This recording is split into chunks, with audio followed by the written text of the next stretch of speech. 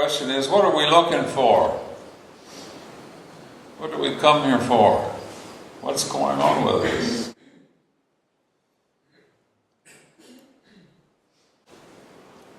This morning in our morning quiet time,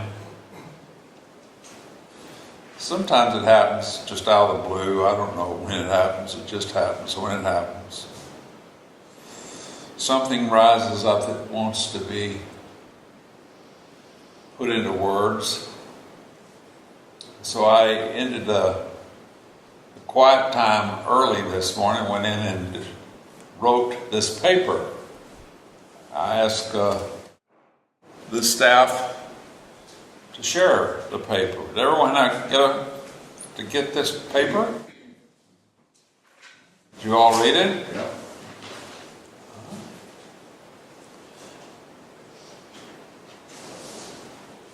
What do you think about it? Makes perfect sense to me.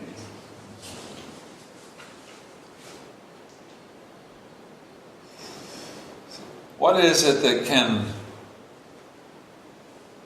enter into your consciousness to such an extent that it ends your seeking? Seeking a spiritual awakening.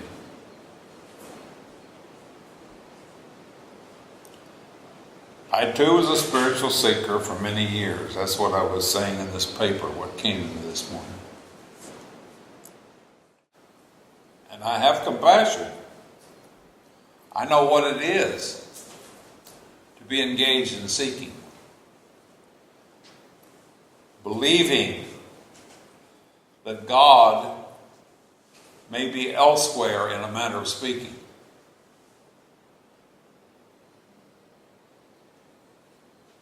Having read about, heard about, attended lectures, workshops, seminars, gone to satsangs. Does anybody know what I'm talking about?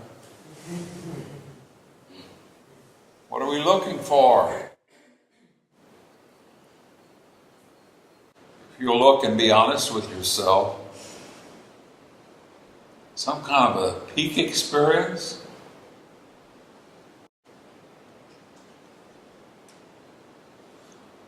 What do you think that peak experience is going to be? Is that it? Is the peak experience it? I would imagine that some of us have had many peak experiences.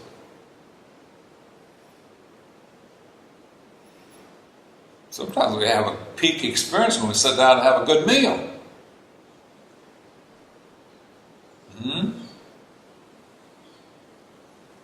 Go to a new restaurant you've never been to before.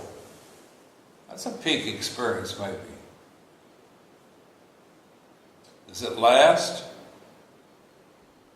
Is that enough to have a good high moment of peak experience? Tell yourself the truth. Is that enough? This is not a put-down question. I've already prefaced it with the fact that I know if you're looking for that. I'm not judging anyone here. But in all due respect, if you came here to this ashram after seeing a poster, talking to a friend or whatever, and you came here because there was a satsang here and you wanted to come to be in a spiritual environment with other spiritual seekers, in all due respect, I'm not saying it as a put down, I'm saying it simply as a fact. You're still looking for something. Are you not? Why didn't you come to India, those of you who don't live here? Looking for something. Something that you have felt that you don't have. Something of a spiritual nature you don't have.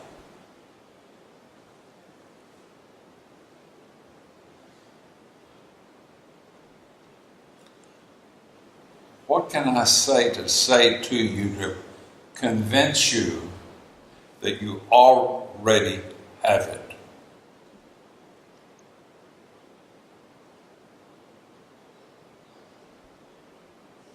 Not only do you have it, you've had it all along. What you are looking for is what you already are.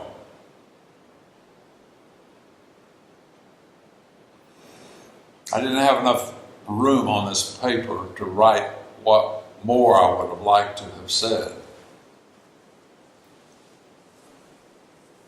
This paper includes just about every major religion. Maybe not all the philosophies, but it does in its own way include all the philosophies as well, and all the psychologies and all.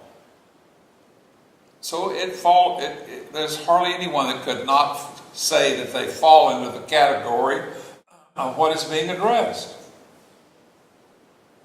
Whether it be a religion or a philosophy, it is all-encompassing as far as the categories. There's not any category outside of it, really. And if there is, please tell me about it and I'll include it.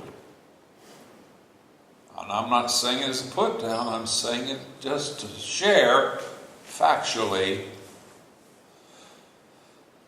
that particularly all the religious philosophies, they all say that God is one. Sure, Hinduism talks about different gods, but underneath it, underlying all the separate individual seeming gods, the God of this and the God of that, the God of every function and every holiday and so forth, the God of every family and so forth, underlying it all and beneath it all is Brahman, the one absolute being, Brahman. So even the Hindus say there's only one. And out of this one appears many. And that we all are that one. Tat Tvam Asi. Does it not? Anyone studied a little Hinduism? Am I right? Or Amarillo? That's another Texas joke.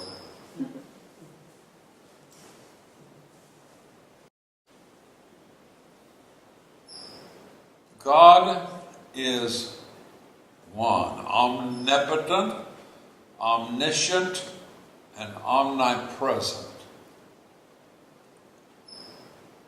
All the power there ever was or will be, all the presence there ever was or will be, all the knowledge there ever was or will be is God's knowledge, God's wisdom, God's presence, God's power.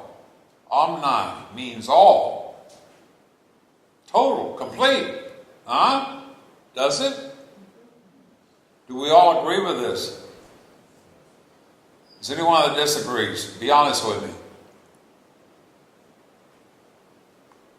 Well, on this basis, where we have a consensus of agreement here, I'd like to ask you the question, where does it leave room, this omnipresence, omnipotence, and omniscience?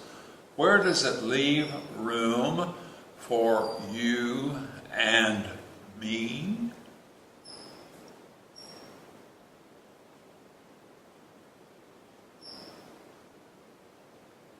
How can there be a you and a me? How can there be a separate individual apart from this allness of being? Tell me. Please. How can there be?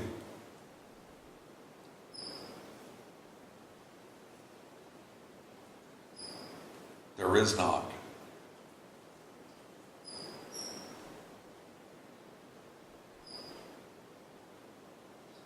The one being is playing all of the roles. The one being is living in us, as us. There is not an us apart from it. There is not.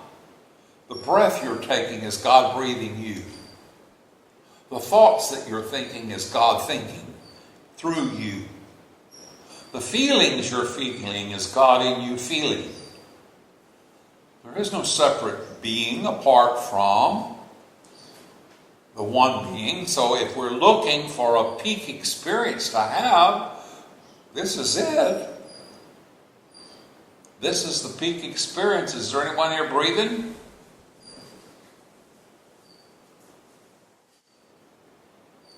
Your breathing is the peak experience.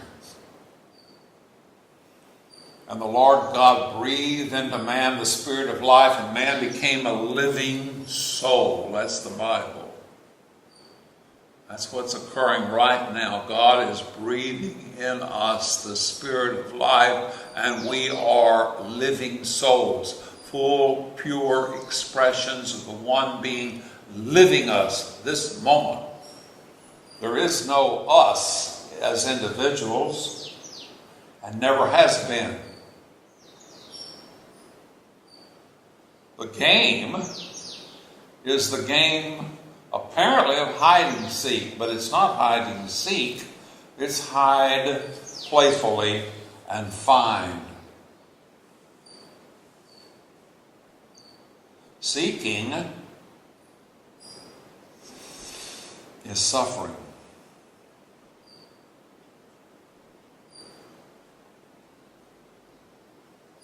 And as long as we stay engaged in the active practice of seeking, still looking for some so-called intellectual insight that's going to free us from seeking, I've got news. I have to say it's bad news. It isn't going to happen. It's not going to happen, but there is good news. The good news, which the word gospel, you all know what the word gospel means? It means the good news. The good news is we don't have to have a peak experience. We already are the full living expression of that which we seek.